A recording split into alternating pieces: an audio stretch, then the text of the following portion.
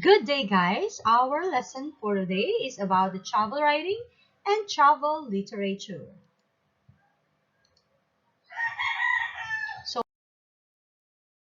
what is our objectives for today?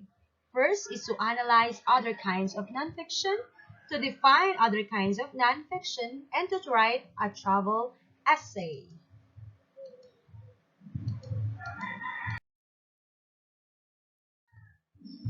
Writing a creative nonfiction about travel writing, one of the most famous poets is Matsuo Basho.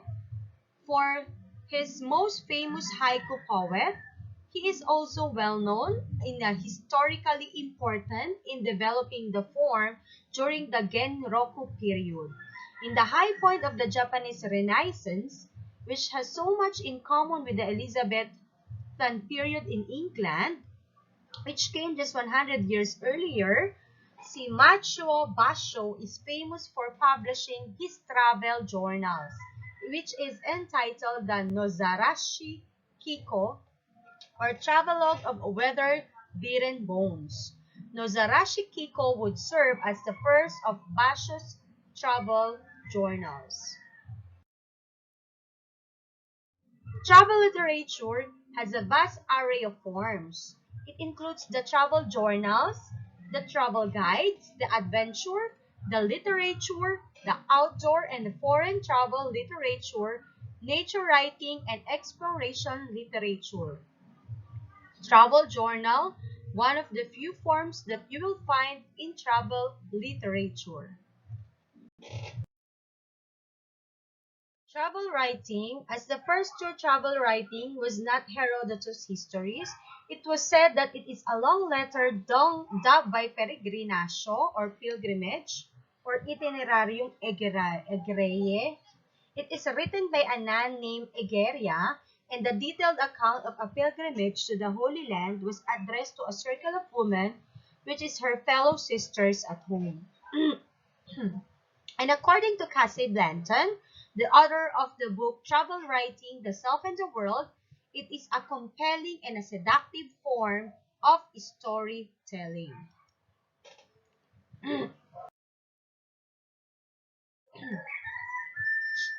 The meaning of travel literature.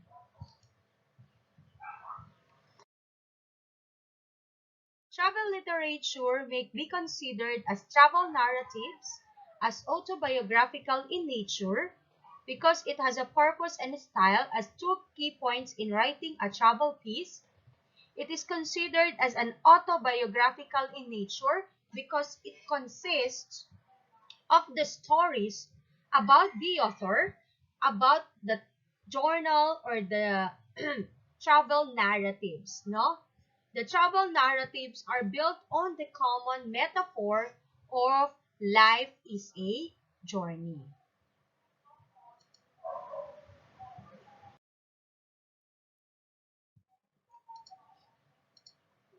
What are the steps in travel writing?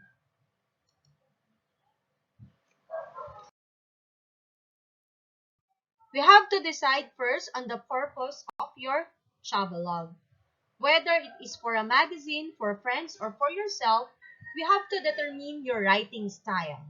Second, while traveling, you have to take down notes about what you see, what are the places you have visited, and the people you get acquainted with.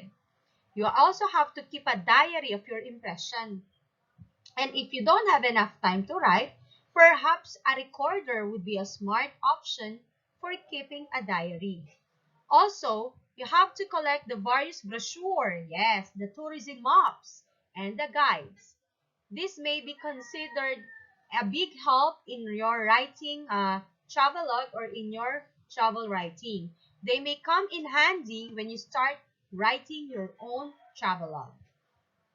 You have to take as many pictures as possible because a photograph doesn't necessarily need to capture a historic or famous place, but sometimes it is a photo of a crowded street, of a neon signboard, or an old man that conveys a stronger impression of a place you've visited that the images of monuments or anyone can see it on the internet.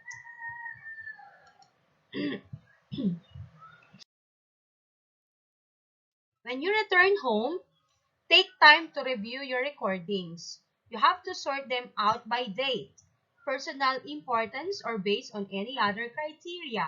You have to choose photographs which are best illustrate the brightest moments of your journey. So when you're going to make a travel writing, you have to create an outline or draft of your travelogue. This must not be a detailed report yet, and the outline is unnecessary for you to structure your thoughts and to see if your story flows logically and is easily to understand for the readers.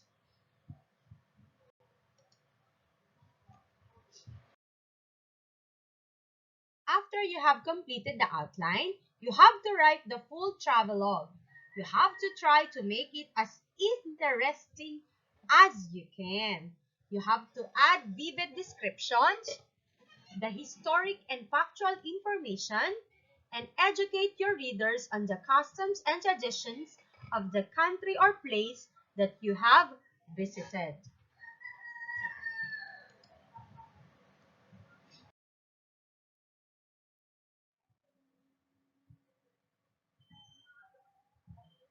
Tips in travel writing.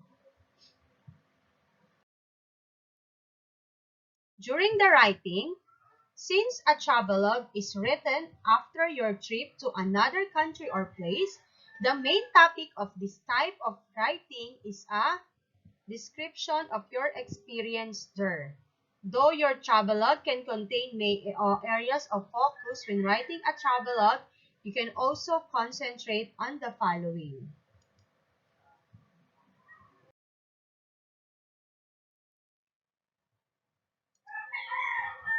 Local customs and traditions, the cuisine, yan, yung masarap na pagkain.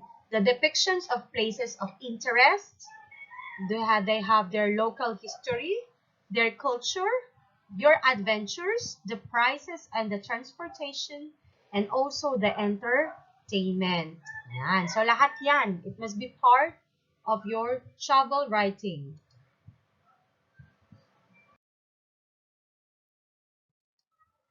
Key points. Ayan. First, a description of nothing but places you visited and exotic food you've eaten will most likely be perceived as a boring travelogue rather than an interesting read.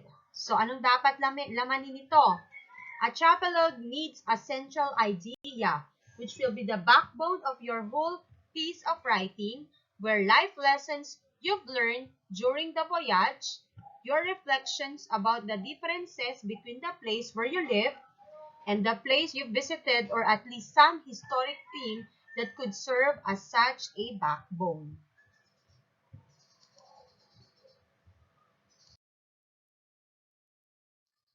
Second, we have to deviate from the common tourist routes, no? Yung mga dinadaanan natin. And make the explorations on your own. Pwede kayong mag-explore dun sa pinuntahan nating lugar.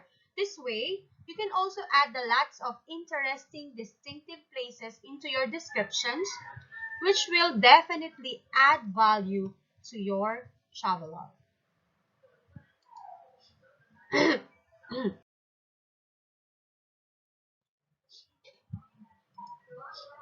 Keeping a travelogue within the structure of an essay is also a sound way to present your material. Ayan.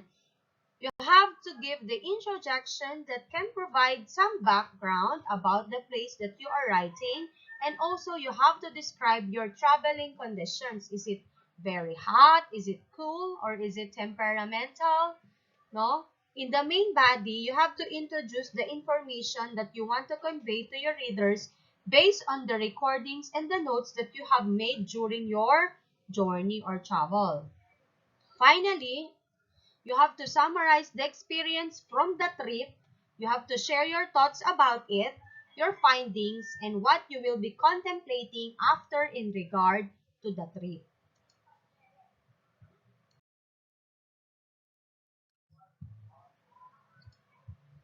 Fourth, you don't necessarily need to write about the attractiveness of the place that you visited.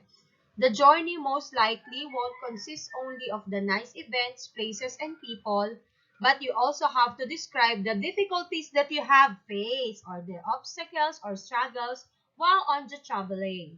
You have to tell the strange customs, the sanitary conditions, etc.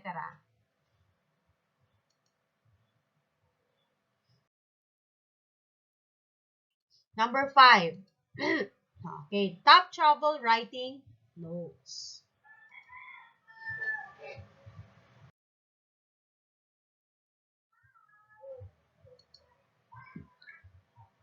We have example of top travel writing notes or secrets that have been shared to us. So sabi dito, I have been writing about travel for close to 2 years now, and when I started this blog, I wrote on a personal growth and life inspiration, but because I travel a lot and enjoy writing about the nature, the people, and the experiences, I began writing travel articles on my canvas. When I first ventured into travel writing, I was horrified about putting down a sad solo travel story of Thailand or a photo essay because I didn't know how to write about travel. But I didn't have the right tools. I remember telling my partner that I would need a lot of time to write a good, relatable travel pieces that the readers will enjoy.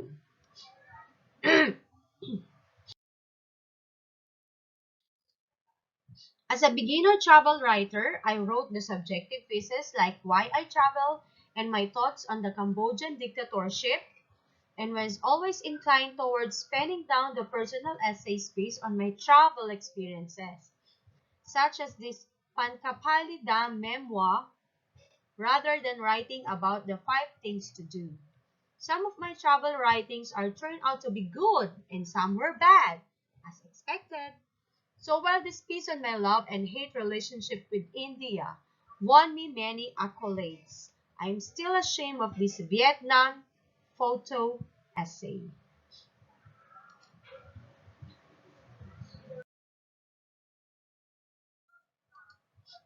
As I wrote and published frequently on my past trips, such as Southeast Asia and my 9-month South American trip, I started getting a hang of traveling writing. Now, instead of fumbling with how to start a piece of travel writing, I was engaging with heartwarming comments and emails from my readers. A traveler and beginner travel blogger message. I was going through your blog in detail for some inspiration to build my blog.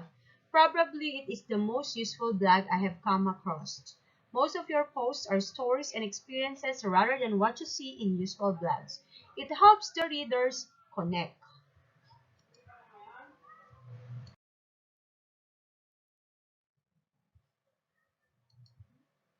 I pitched the guest post to big travel blogs and all of them accepted my writing pitches as soon as they read my travel stories. I got the best travel writer tag on Medium, which has expired as I don't publish travel articles there anymore. Editors and freelance clients reached out to me after reading my blog. I pitched some editors who checked out on my canvas and said to quote, "No doubt, you're an excellent storyteller."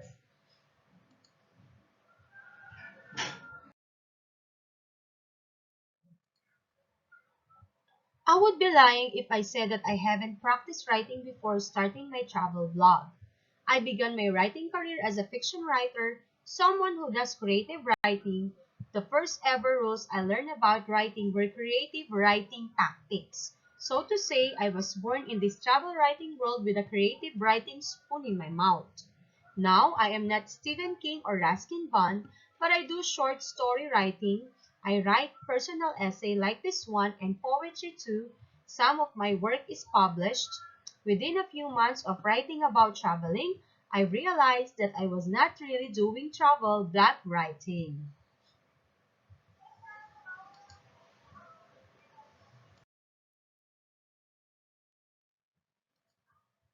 To quote a reader from the comments on one of my articles, "Beautiful written. Your prose is lyrical that reads less like a blog and more like a novel." Later, that reader told me that she has a PhD in literature. I was not doing travel blogging, but I was writing short travel stories and memoirs using the creative writing skills that I had learned. And those are the same indispensable creative writing tips that I will share with you today. So as I have read, I have read about, this is just a simple tips from a travel blogger about how to write a travel writing or a creative nonfiction travel writing. Do you have any question, class? Do you understand it?